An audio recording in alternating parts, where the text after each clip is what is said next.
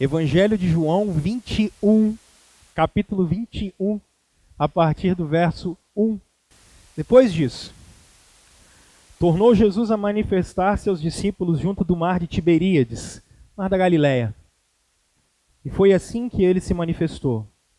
Estavam juntos Simão, Tomé, chamado Dídimo, Natanael, que era de Caná da Galileia, os filhos de Zebedeu, Tiago e João, e mais dois de seus discípulos.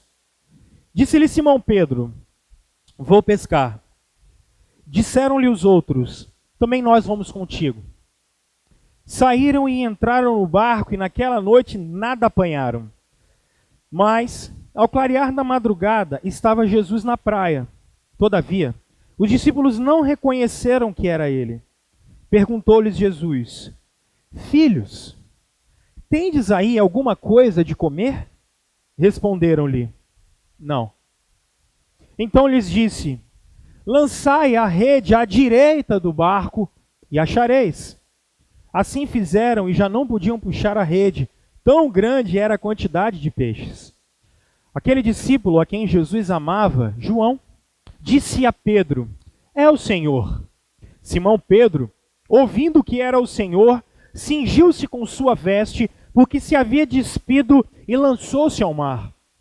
Mas os outros discípulos vieram no barquinho, puxando a rede com os peixes, porque não estavam distantes da terra, senão quase 100 metros, 200 côvados. Ao saltarem em terra, viram ali umas brasas e em cima peixes, e havia também pão.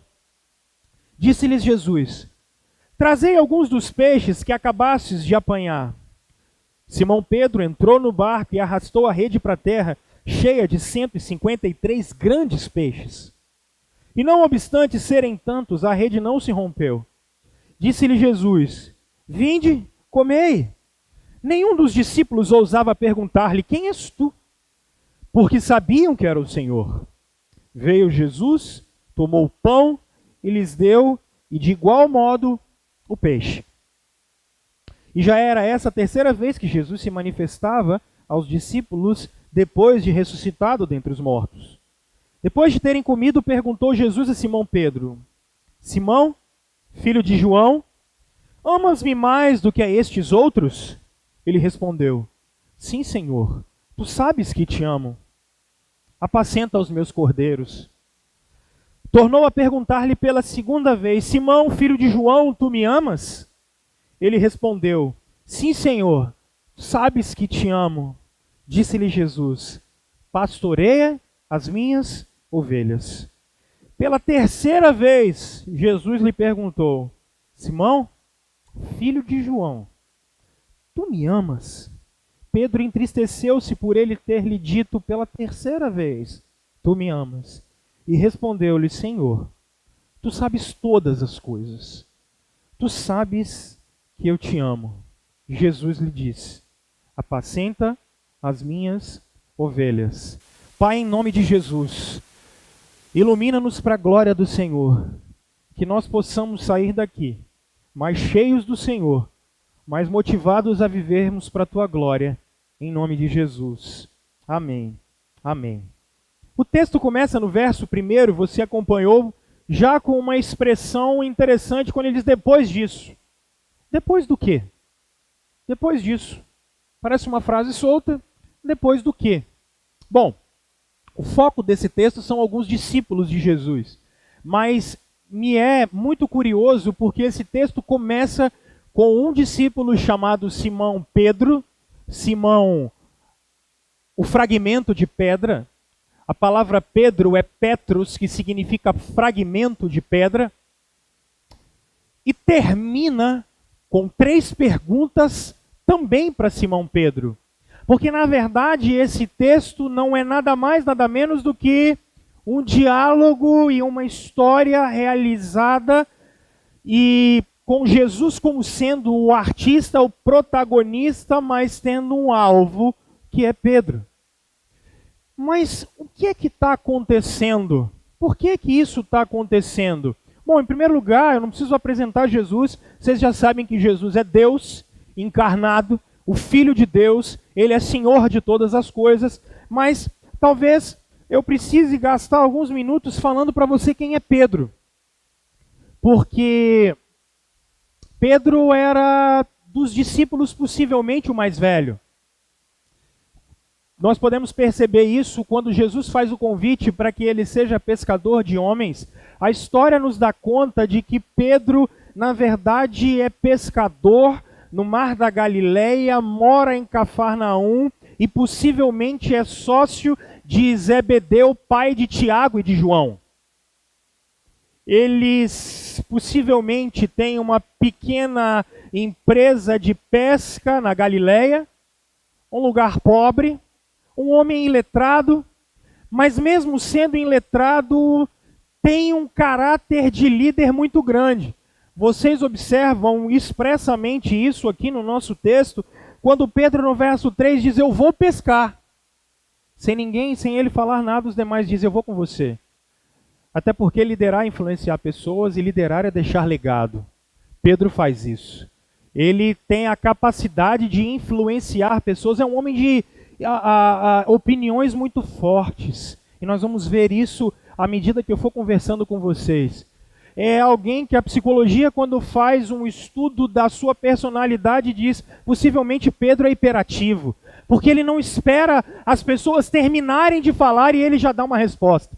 Ele nem viu o raciocínio falar e ele já prontamente é um homem de muitas opiniões. Esse é Pedro. Um pequeno empresário, mesmo pobre, da Galileia, morador de Cafarnaum, de Betsaida, uma outra cidade pobre, tem o seu irmão chamado André. É interessante que mesmo já sendo um pouco mais velho do que os demais apóstolos,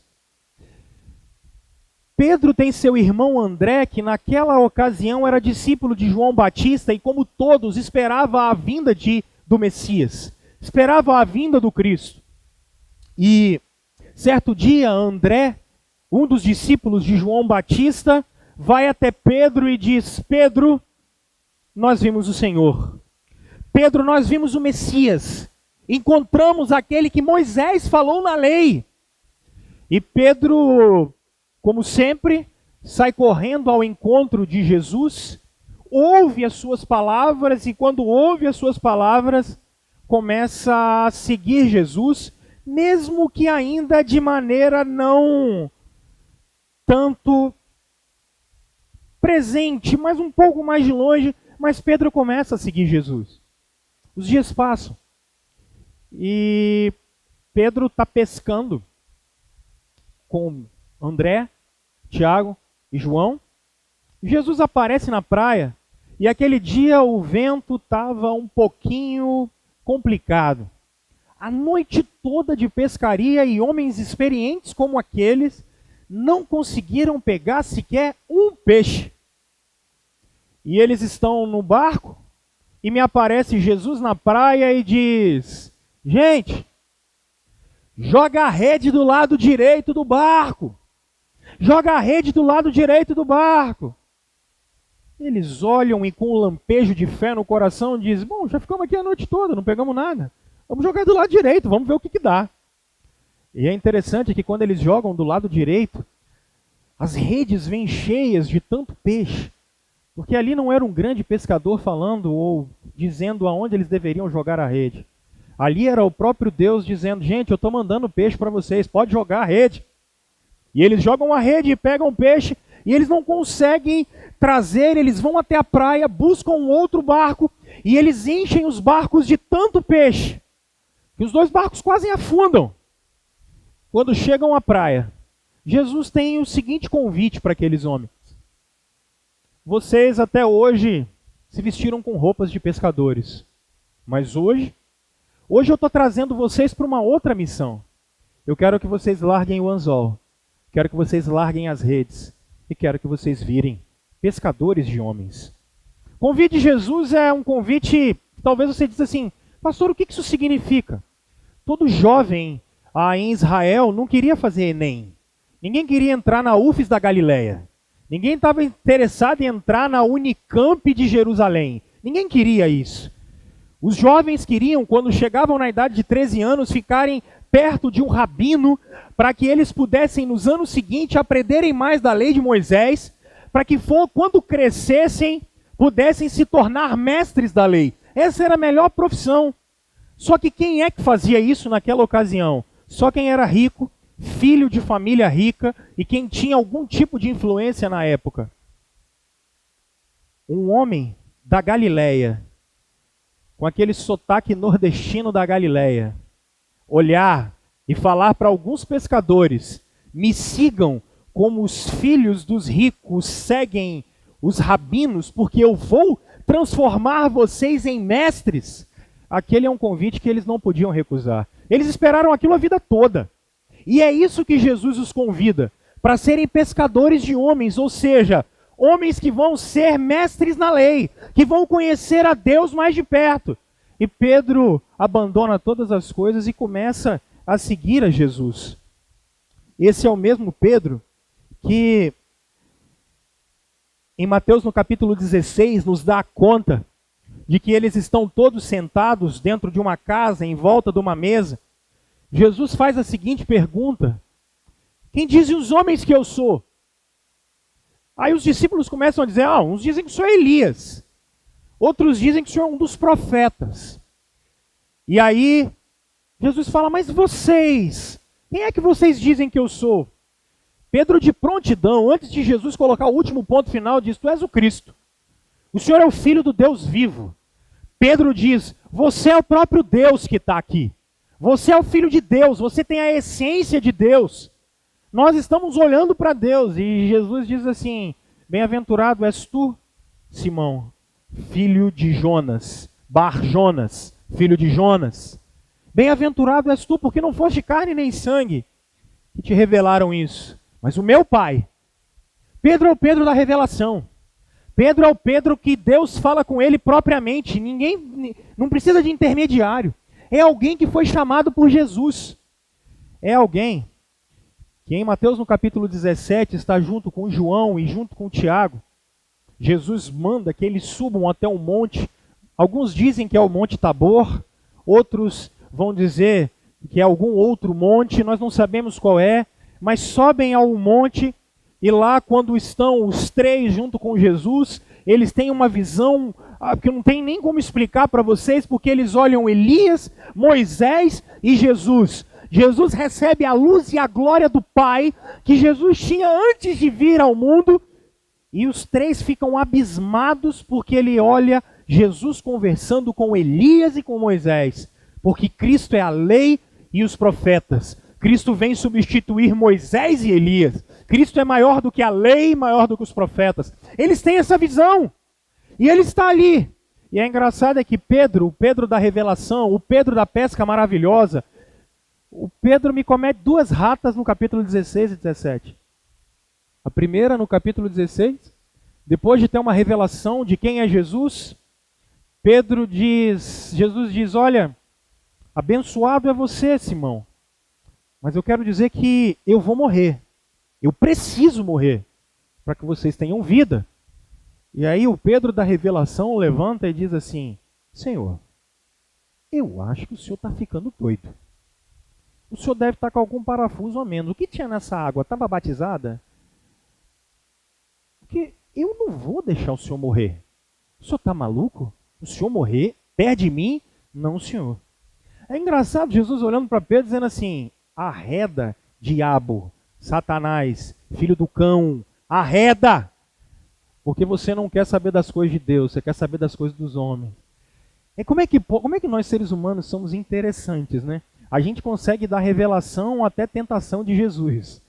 A gente consegue ir da maior comunhão com Deus a sermos os maiores inimigos da cruz de Cristo. Aquilo que nos dá vida. Como é que nós conseguimos isso?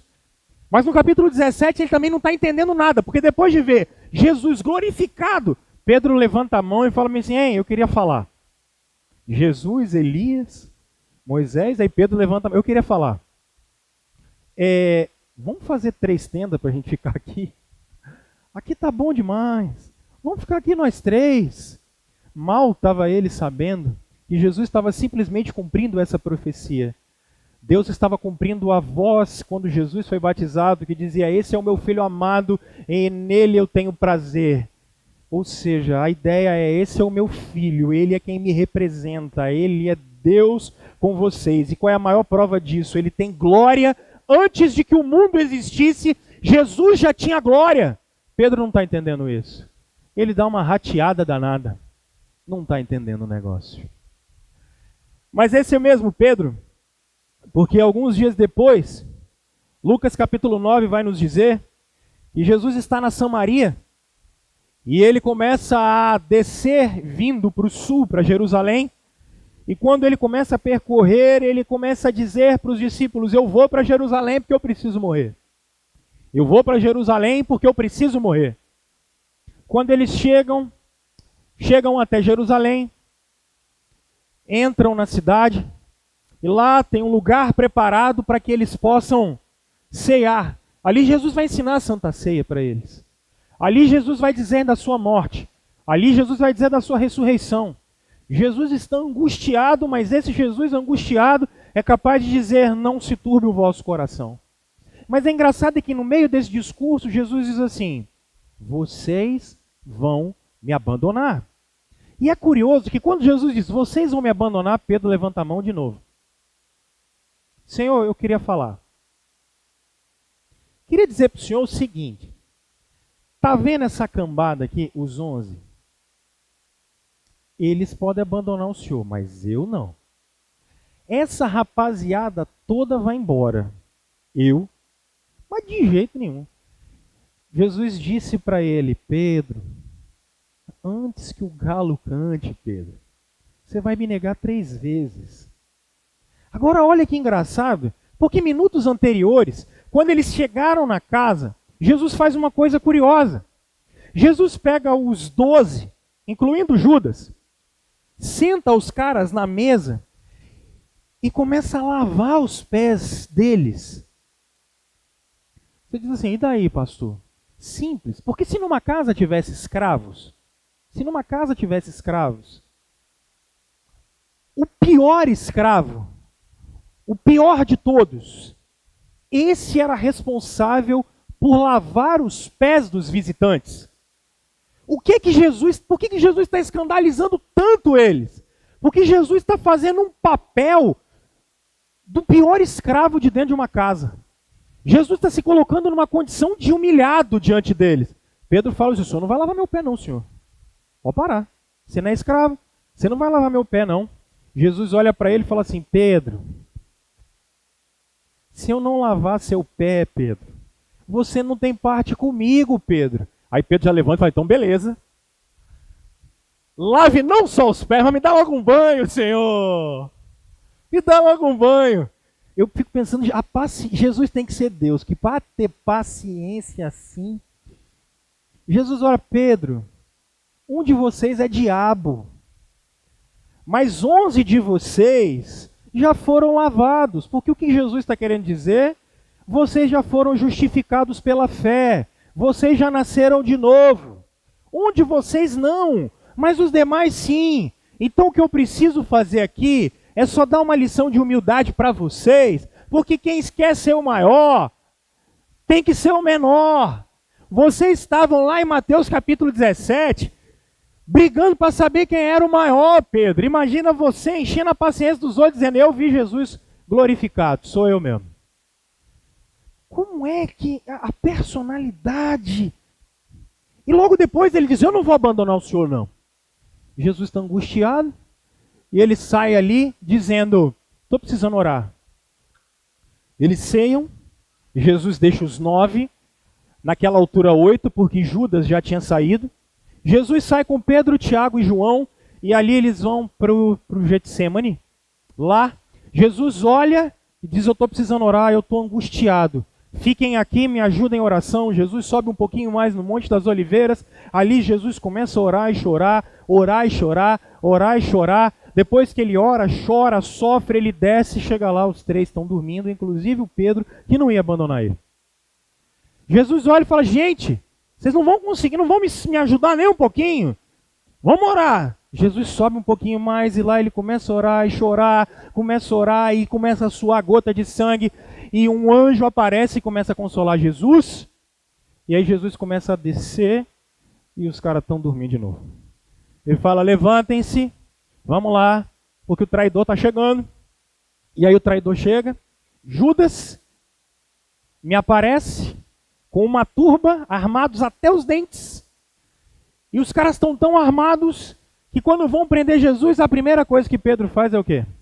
Arrancar uma espada e corta a orelha de Malco. Agora que coisa curiosa, se Jesus não cura Malco, você pode ter certeza que aqui eu ia estar falando que tinham 4 cruzes, porque a quarta era de Pedro. Mas não tenha dúvida, a quarta era dele. E mesmo assim, Jesus diz, olha, eu podia mandar meu pai trazer aqui um monte de legião de anjos e eu ia estar salvo.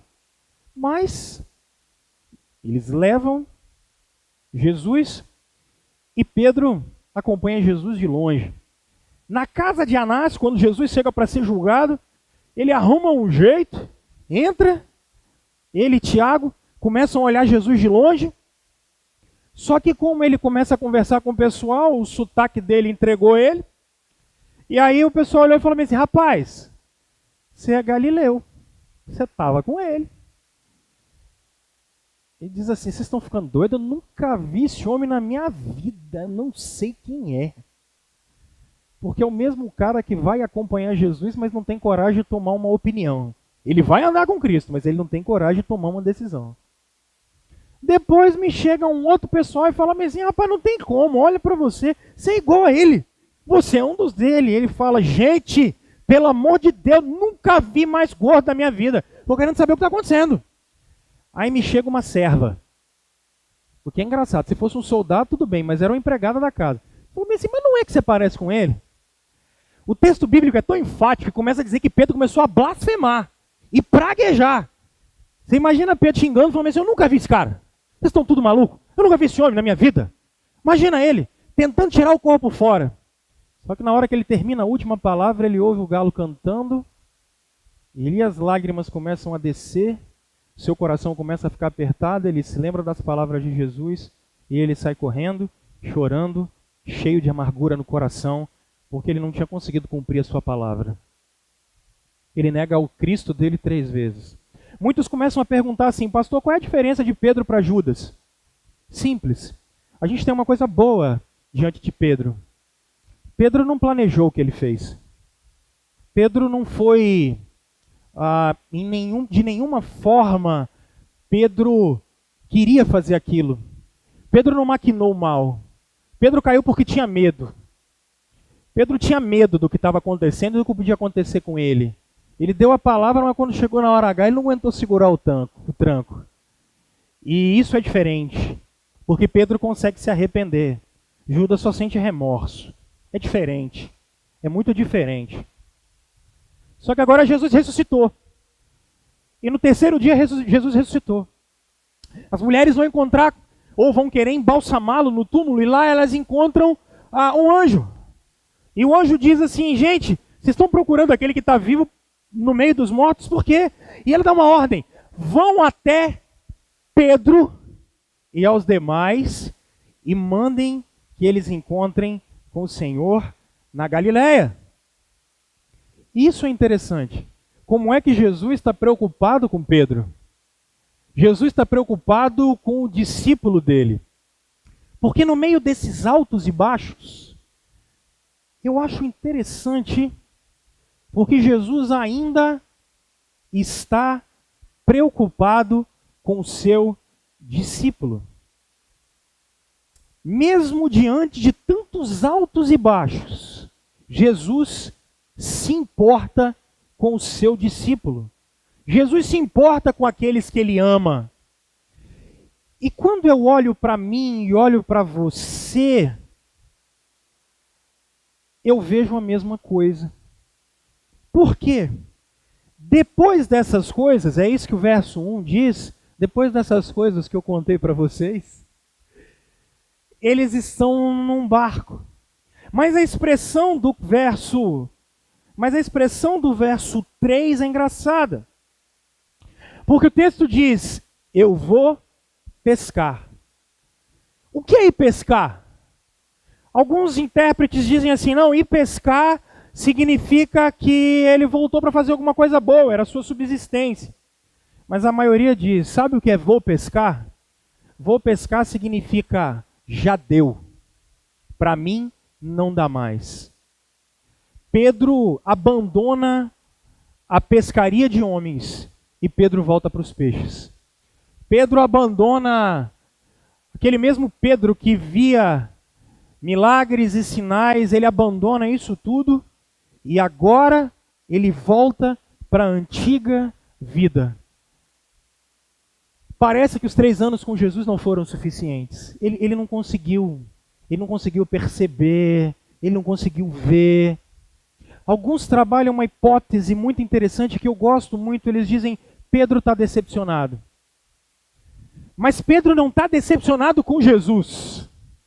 Porque se ele tivesse decepcionado com Jesus, tudo bem. Pedro não está decepcionado com Jesus. O problema de Pedro é que ele está decepcionado com ele. Pedro está decepcionado com a sua personalidade. Pedro está decepcionado porque ele não consegue manter a sua palavra. É o tempo todo dizendo, eu vou até o final, mas nunca vai. Isso aqui eu vou fazer, mas nunca faz. Sempre dá uma opinião, mas não consegue segurar a palavra dele. Ele não consegue. Esse é o problema aqui. Quando ele diz, eu vou pescar, Pedro está dizendo, eu não aguento nem eu mesmo mais. Eu não me suporto. Eu não aguento mais eu não ter palavra. Será que você vive assim às vezes? Será que você também não se suporta às vezes? Será que tem vez, porque eu estava analisando esse texto e pensando assim, há várias circunstâncias na nossa vida em que nós não nos suportamos. Percebam, deixa eu citar uma clara. Nós temos pecados. Nós temos pecados. E pecamos das multiformes maneiras. E como eu sempre tenho falado para vocês, às vezes nós caímos e levantamos. Caímos e levantamos. Qual é o problema? Às vezes a força do pecado no coração da gente é tão forte que a gente diz, eu não consigo mais segurar a onda. Chega! Não dá mais. Eu não aguento mais. Eu digo e levanto, eu vou caminhar nessa direção agora. Aí você começa a andar e cai. Você começa a ir, e quando você pensa que não, as suas forças foram pelo ralo. Você às vezes fez algum voto com você mesmo, falou, dessa vez eu vou cumprir, eu vou fazer, eu vou caminhar, eu vou andar. Tomei essa decisão, eu vou até o final, mas no meio do caminho você não consegue. Você não consegue manter a palavra. Você não consegue segurar o tranco. Só que isso já aconteceu tantas vezes que o que você faz? Vou pescar. Chega.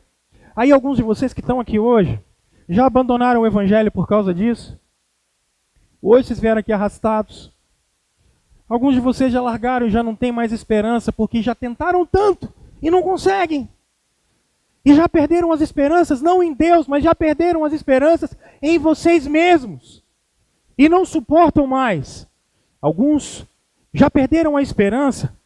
Alguns já não suportam mais porque as aflições são muitas. São muitas aflições. Vocês já viram que quando o troço está ruim, ele só tende a piorar, né? É uma coisa terrível.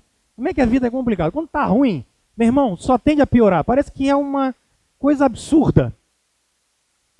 As aflições são tão grandes, que quando você começou um tempo difícil. Você falou bem assim, beleza, tudo posso naquele que me fortalece. Aí o negócio começou a ficar mais pesado. Você falou, o Senhor é meu pastor e nada me faltará. Só que passou 1 mês, 2 meses, 3 meses, 4 meses, já falou bem assim, até quando, Senhor? Até quando? Às vezes as aflições são tão barra pesada que você não tem força nem para olhar para o alto para clamar a Deus. De tanta aflição que você vive. De tanta desesperança que você vive. E aí, a decepção às vezes não é com Deus, não. A decepção é com a vida de maneira geral, porque você olha e diz assim, caramba, rapaz, negócio não alavanca de jeito nenhum, troço não anda, troço não vai, não acontece. O que está acontecendo? São várias circunstâncias na vida, gente, que a gente pode olhar e observar isso. Agora, Eu queria que você observasse comigo, por favor, o verso 4. Eu queria te dar pelo menos 3 respostas aqui. Olha a primeira. Ao clarear na madrugada, quem é que estava na praia? Quem estava na praia? Jesus estava na praia. Todavia os discípulos não reconheceram que era ele. Perguntou-lhe Jesus. Olha o vocativo. Olha o chamamento. Filhos. Filhos. Vocês têm aí alguma coisa para comer? O pessoal respondeu: temos não. Jesus disse: lancem a rede na parte direita do barco e vocês vão achar. Assim fizeram, e já não podiam puxar a rede. Tão grande era a quantidade de peixes. Você sabe o que eu acho mais bacana aqui? Nesses momentos em que a gente está decepcionado com a gente mesmo, e às vezes olhando em volta e a gente não consegue encontrar respostas, parece uma coisa muito óbvia, mas que precisa ser dita. Quem vai ao encontro da gente é Jesus. Quem vai ao encontro da gente é Cristo. Ele vai ao encontro dos discípulos. Ele vai ao encontro deles. A iniciativa é dele. A iniciativa de ir buscá-los é dele. Quem vai atrás daqueles homens na praia? Jesus. Quem vai atrás de vocês? Quem vai procurar vocês? Quem bate na porta do coração de vocês? Quem veio restaurar e resgatar a esperança da sua vida? Quem veio tirar a meia-noite da sua alma para te dar a luz do meio-dia? Quem veio transformar a sua vida? Foi Ele. Foi Ele que veio ao seu encontro. Não foi você que foi bater na porta dele, mas foi Ele que se fez carne para vir habitar no meio de nós, para vir te dar esperança. Foi Ele que veio até você. A iniciativa de resgatar e de restaurar você é dele. Jesus não abandona os seus discípulos. Eles o abandonaram alguns dias anteriores. Eles o largaram para ficar na mão dos discípulos. Eles o largaram para ficar sozinho. Eles o deixaram ir para uma cruz. Eles ficaram com medo de César e do império. Eles ficaram com medo das autoridades judaicas. Eles ficaram com medo. Mas Jesus, quando vence a morte, vem de encontro a eles. E Jesus veio de encontro a vocês. Jesus veio ao encontro de vocês para resgatar a vida de vocês. Jesus veio encontrar você para te dar esperança e te dar uma nova vida. Ele veio ao seu encontro. Ele veio ao seu encontro. Em nome de Jesus. Se hoje você chegou aqui desesperançoso com você, olhando e dizendo: eu vou desistir de tudo. Eu vou desistir da família, eu vou desistir de eu mesmo, eu vou desistir da vida. Já pensei em dar cabo com ela. Jesus veio ao seu encontro. Tem esperança para você. Ele veio te encontrar. Dá para refazer a vida com ele. Segundo, olha que coisa, gente. Se por um lado ele veio ao encontro, acompanhe comigo o verso 15. Acompanha logo que eu já vou terminar, tá? Depois de terem comido, depois que ele fez uma refeição para os caras, ele vai conversar com quem agora? Com Pedro. Ele tem uma coisa para tratar com Pedro. Jesus tem um negocinho para tratar com ele. No meio daquela rapaziada toda, ele olha para Pedro. Queria que você imaginasse Jesus olhando nos olhos de Pedro e dizendo para Pedro assim: Simão, você me ama? Aqui é engraçado. Quantas vezes Jesus perguntou para Pedro? Quantas vezes Pedro negou Jesus? Tem uma cura para ser feita aqui agora. Tem um coração para ser curado aqui agora. Tem um coração para ser transformado aqui agora. E tem um jogo de palavras na língua grega aqui maravilhoso. Jesus diz assim: Simão, você me ama mais do que os outros? Engraçado é porque Pedro disse assim: eu não vou te abandonar, eu não vou deixar você, eu vou ficar com o Senhor até o final. Jesus faz a seguinte pergunta: o seu amor por mim é um amor agapau? Seu amor por mim é um amor sacrificial? Esse é o amor agapau. Você me ama de uma maneira sacrificial.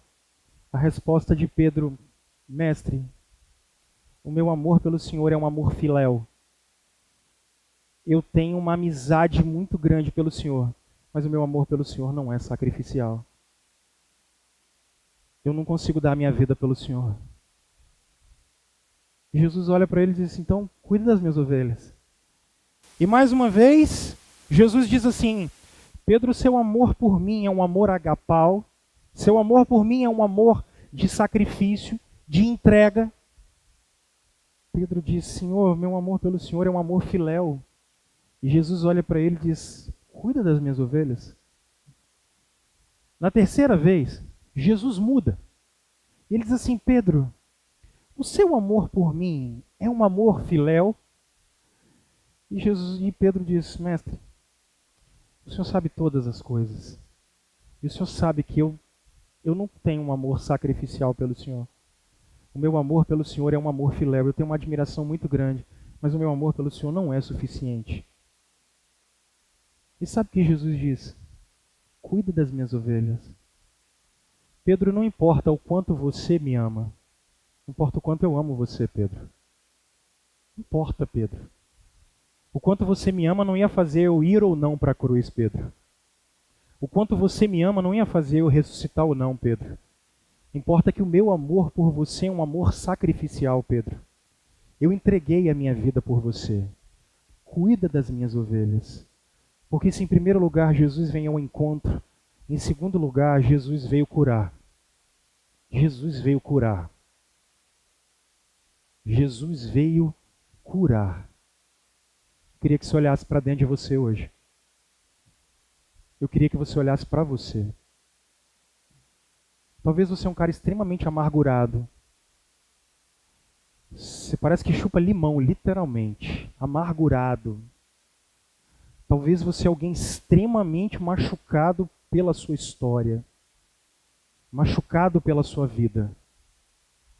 Talvez você é alguém que está cheio de desesperança porque sua vida traz marcas tão terríveis que você não consegue olhar para dentro. Talvez você fez coisas tão terríveis com você e com os outros que você tem vergonha até de você mesmo. Você tem vergonha de olhar para os outros, porque a sua vida sempre foi uma lama tão grande. E você sempre usa aquelas expressões assim: não consigo me perdoar. Por que eu fui fazer isso? Por que isso foi acontecer? Eu queria dizer que o Filho de Deus está aqui hoje para curar você. O Filho de Deus veio aqui hoje para curar você. Ele quer entrar e veio entrar dentro do seu coração com a palavra dele para curar você de uma vez por todas, para você levantar da cama, para você levantar da escuridão e para você vir para a vida e para você resplandecer e brilhar para a glória dele. Ele veio te curar. Ele veio ao seu encontro para te trazer cura. Terceiro e último, termino aqui. Por 3 vezes, Jesus conversa com Pedro para poder curá-lo. Mas nas 3 vezes, Jesus repete a mesma coisa. A palavra apacenta é uma palavra utilizada para os pastores da época. E era utilizada exatamente para demonstrar uma atividade, ou seja, os pastores eram aqueles que cuidavam e davam comida e bebida para o rebanho e também o defendia. Quando a Escritura utiliza essa expressão apacenta as minhas ovelhas, a palavra ovelha está ligada à criança, são as menores ovelhas que tinham as pequenininhas. A ideia é: Pedro, alimenta os meus cordeirinhos, aqueles que são pequenos, cuida deles. Pedro abandona a rede, Pedro abandona o barco, Pedro troca de roupa, coloca a roupa de pastor, porque agora eu tenho uma nova comissão para a sua vida, Pedro. Pedro, está na hora de você querer parar de andar no caminho que você achava que tinha que andar, porque eu tenho uma comissão nova para você. Pedro, eu tenho um direcionamento novo para dar para a sua vida. Você achou que tu ia voltar para pescar peixe. Eu quero dizer para você o seguinte, Pedro, você está curado agora, porque eu tenho um trabalho para você, eu tenho uma obra para você. Levanta daí, vamos embora. E quando eu olho Atos capítulo 1 e capítulo 2, eu vejo um cara cheio do Espírito Santo, glorificando a Deus e pregando um sermão no meio de Jerusalém, lotada, e 3.000 pessoas vêm a Jesus Cristo. Por quê? Porque Jesus não veio só ao nosso encontro e nos curar. Jesus veio dar uma nova perspectiva de vida para mim e para você não mais viver pelas suas paixões, não mais viver pelo seu caminho, mas viver para a glória e para o louvor dele. Levanta e vem encontrar com Jesus, para ele dar uma nova perspectiva de vida para você. Levanta e vem encontrar com Jesus, para que você seja completamente restaurado. E aqui o seu caminho que parece meio torto, a sua vida que parece meio tortuosa e anuviada e você não consegue enxergar, levanta e vem encontrar com Jesus, porque Ele quer caminhar com você e Ele quer mostrar a direção que Ele vai viver com você. Levanta. Levanta e vamos parar de viver dessa maneira, escravizados pelo nosso pecado e achando que a gente não é suficiente. E não é mesmo não. E nós não somos suficientes. O Filho de Deus teve que vir nessa terra para ser suficiência para mim e para você. Olha para a cruz e começa a viver. Olha para a cruz e seja perdoado. Olha para a cruz e olha ela vazia.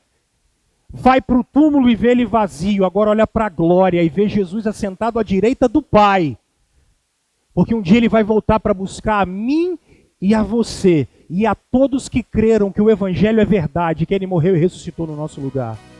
Ele veio ao seu encontro. Ele veio curar você. Mas ele não veio fazer só isso. Ele veio te dar uma perspectiva de vida nova. Eu quero te dar um minuto para você poder orar.